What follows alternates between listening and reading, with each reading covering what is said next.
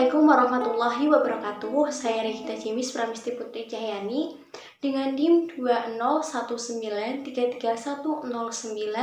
dari kelas 6C PGSD. Tujuan saya membuat video ini adalah untuk memenuhi tugas mata kuliah Perspektif Global yang diampu oleh Bapak Musyafuddin Kuryanto, Sarjana Sains Magister Olahraga. Di vlog kali ini saya akan membahas tentang perspektif global dari visi, geografi, dan sejarah.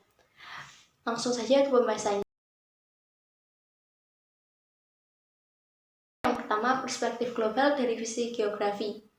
Geografi adalah ilmu keruangan yang mengkaji berbagai fenomena dalam konteks keruangannya.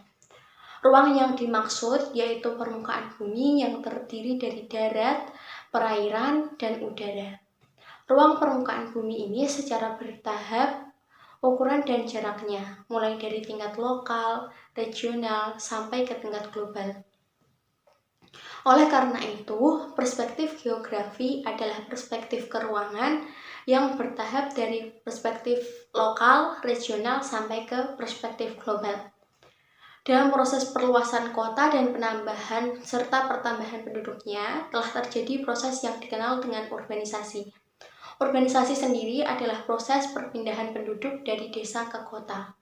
Ukuran region luasnya bervariasi, mulai dari yang sempit seperti wilayah kabupaten, lebih luas lagi yaitu wilayah provinsi, dan lebih luas lagi kawasan timur Indonesia, yaitu kawasan ASEAN, kawasan Asia Pasifik, kawasan Timur Tengah, dan seterusnya. Perkembangan dan interaksi serta interdependensi tidak hanya terjadi antar regional di dalam provinsi dan di dalam negeri, melainkan menembus batas-batas negara. Interaksi keruangan antar region ini tercermin dari pakaian, makanan, kesenian, dan perdagangan. Perspektif geografi atau perspektif keruangan yang paling luas adalah perspektif global.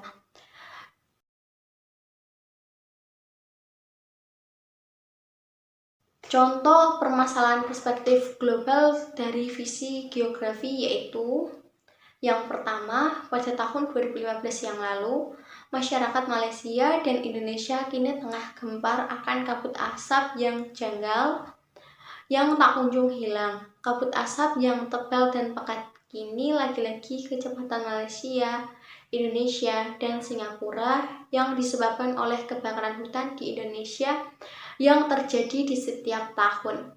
Kabut terjadi karena kebakaran hutan besar di Indonesia yang disebabkan oleh pembakaran hutan ilegal dan lahan gambut untuk membuka lahan bagi perkebunan kelapa sawit.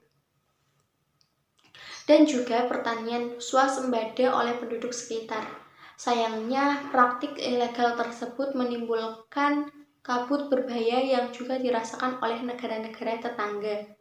Kabut asap tebal ini tidak hanya menyebabkan jadwal keberangkatan dan sekolah ditutup sementara, namun yang paling buruk adalah dampak terhadap kesehatan masyarakat. Yang kedua, contoh permasalahan yang kedua yaitu pemanasan global yang berakibat meningkatnya jumlah karbon dioksida, efek rumah kaca yang ada di atmosfer semakin meningkat. Pembahasan yang kedua tentang perspektif global dari visi sejarah. Perspektif global dilihat dari sudut pandang sejarah tentang tokoh-tokoh, perang, pertemuan internasional, dan peristiwa-peristiwa bersejarah yang memiliki dampak yang lebih luas terhadap tatanan kehidupan global. Jadi, perspektif sejarah mengacu pada konsep waktu, terutama waktu yang telah lampau, tetapi dapat dikaji untuk memprediksi kejadian-kejadian yang akan datang.